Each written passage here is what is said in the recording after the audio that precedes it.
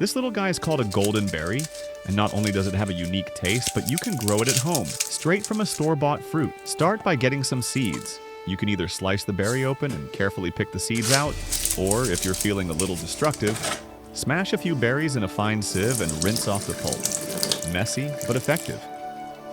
Golden berries love well-draining soil.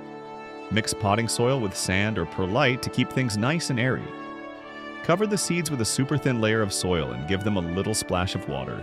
Keep the soil moist, not drenched. A light watering every few days keeps them happy, and for a little extra growth boost, toss in some organic fertilizer. In just a few weeks, tiny green sprouts will pop up. Make sure they soak up at least 6 hours of sunlight daily. These guys love the sun. I filmed the whole process from sowing the seeds up to harvesting the berries in time-lapse for my main YouTube channel. If you like it, I will put the link in the description.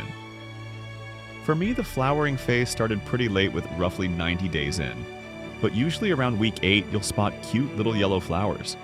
Golden berries are self-pollinating, but if you want more fruit, give them a gentle shake or play bee with a soft brush. A few months later, the husk turns yellow and papery. That's your signal. Time to harvest and enjoy fresh, homegrown golden berries. And there you have it. Growing your own golden berries is easy, fun, and way more rewarding than just buying them. Try it yourself and taste the difference.